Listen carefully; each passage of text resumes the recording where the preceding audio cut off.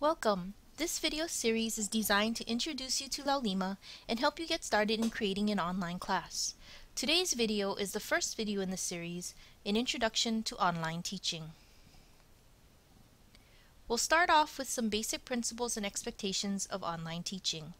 I'll then talk a little about standards regarding online classes as well as some of the driving forces behind those standards.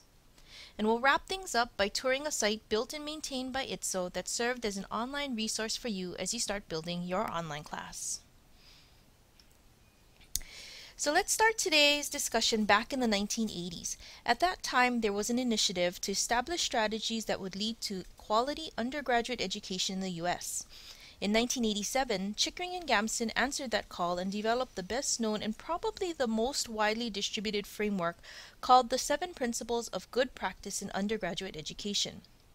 At that time, these 7 principles were developed for traditional face-to-face instruction, but over the past 25 years has been extended and applied to online instruction as well. Principle 1 states that good practice encourages contact between students and faculty. Frequent and timely student-faculty contact is the most important factor in student motivation and involvement, particularly in a distance education environment. Evidence of faculty concern helps students get through challenging situations and inspires them to persevere. Principle 2 is that good practice develops reciprocity and cooperation among students. Learning is enhanced when it is more like a team effort rather than a solo race. Good learning, like good work, is collaborative and social, not competitive and isolated. Working with others often increases involvement in learning. Sharing one's own ideas and responding to others' reactions sharpens thinking and deepens understanding. Principle 3 states that good practice encourages active learning. Active learning methods engage students in the learning process by encouraging them to discover, process, and apply information. Principle 4 is to provide prompt feedback. Instructors help students to frequently assess their knowledge and competence and provide them with opportunities to perform, receive meaningful suggestions, and reflect on their learning. Principle 5 emphasizes time on task. The frequency and duration of study as well as effective time management skills are critical for students and professionals alike. Principle 6 communicates high expectations. Effective instructors have high but reasonable expectations for their students. They clearly communicate those expectations and provide support to their students in their efforts to meet those expectations. And Principle 7 is that good practice respects diverse talents and ways of learning. People bring different talents and styles of learning to the learning environment. Some bring a wealth of relevant experience to a course, while others may be new to the topic at hand. Students need the opportunity to demonstrate their talents and to personalize their learning so that it is relevant to them. It is also important to give students opportunities to learn in ways that may be less comfortable in order to improve their learning skills. Just as students need to put thought into whether they want to take an online class, instructors need to determine if the online environment is for them. So here are 5 things you should consider before deciding to teach online. First of all, the misconceptions. Some instructors report wanting to teach online because they believe they'll save gas and time. The truth, while gas may be saved, costs come in other forms, mainly their time. There's the time needed to create the course, the time spent monitoring and facilitating the course, the time spent grading, and the time spent communicating with individual students. It all adds up. The fact is, teaching online requires a lot more time than teaching face-to-face. Which leads to the second and third items, organization and time management. You have to be extremely organized and have good time management skills to be successful in online teaching.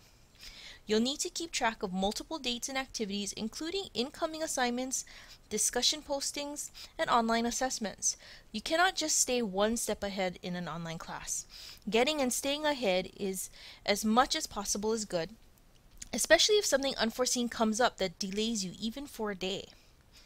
And how's your communication skills? While you may be excellent at face-to-face interactions, communication online is a totally different ballgame.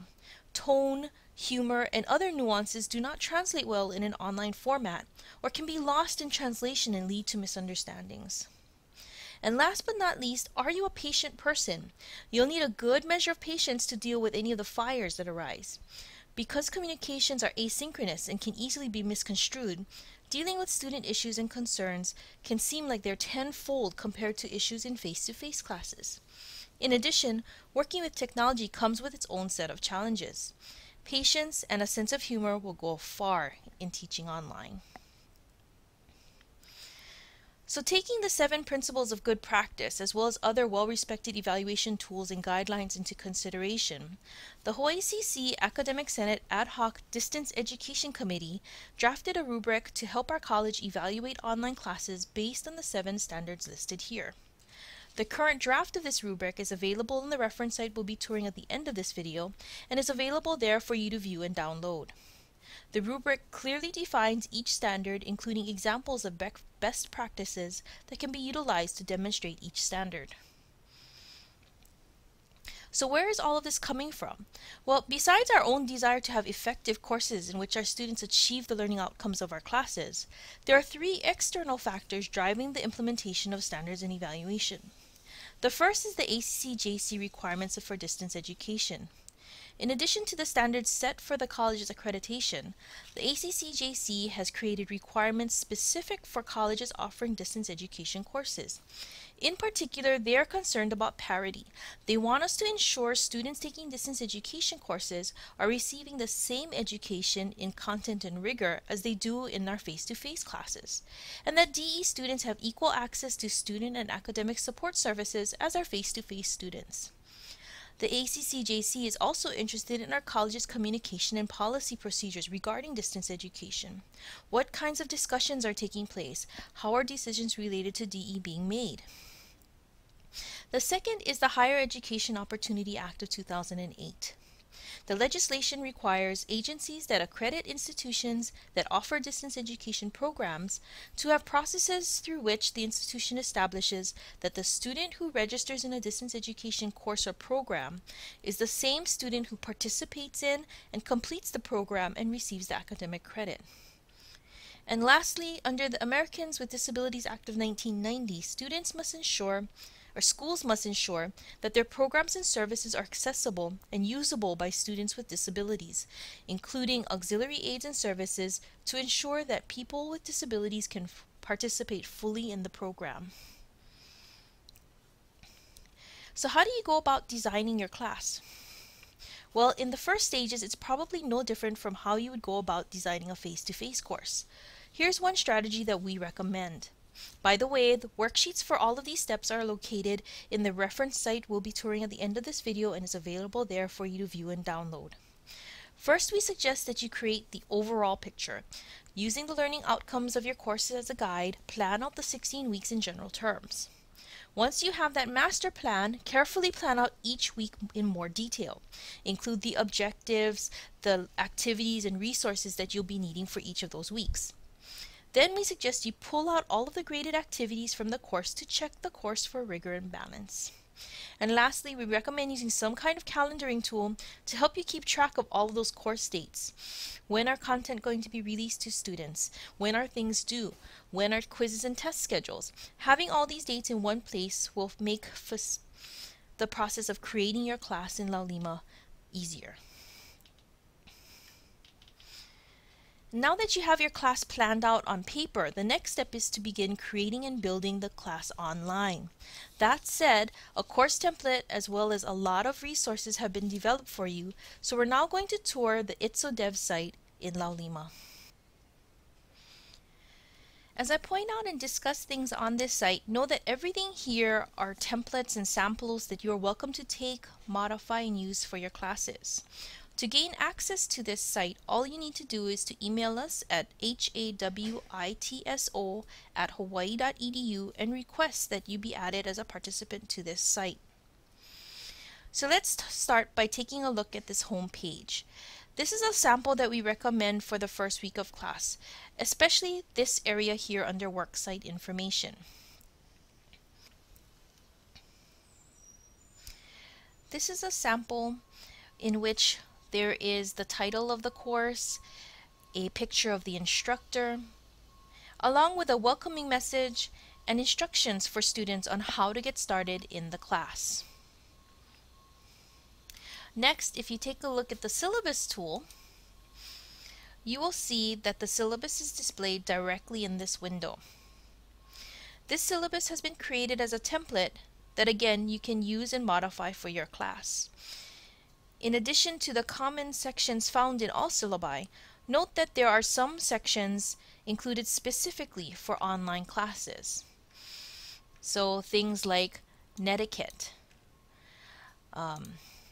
attendance, meaning how often students are expected to log into courses, as well as things like privacy and confidentiality and about proctored activities that would require them to come to campus, things like that. So for many of these sections, we've included or we've created blurbs, or what we call syllabus blurbs, for you.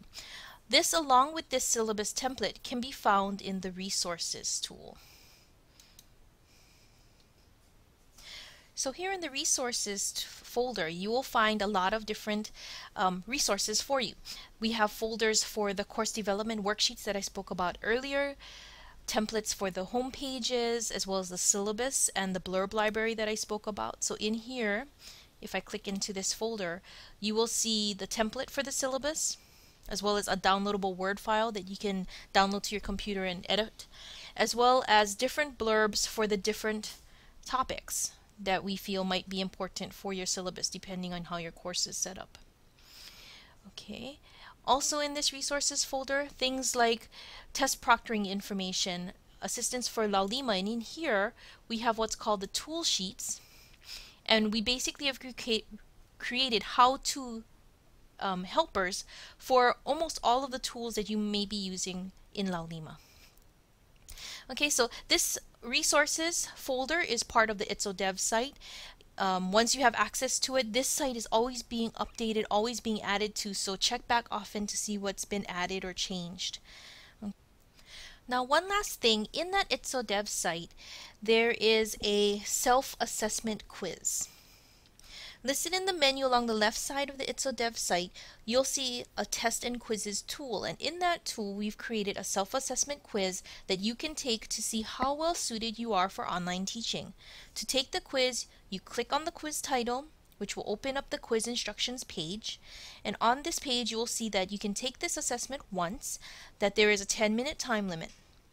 When ready, you click on Begin Assessment to see the first question, and when you're done and you submit the test, you'll find further instructions on how to obtain your score and how to interpret that score.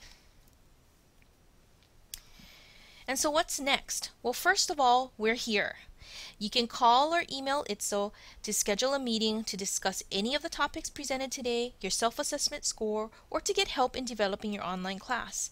During the academic year, we also hold monthly workshops on selected topics.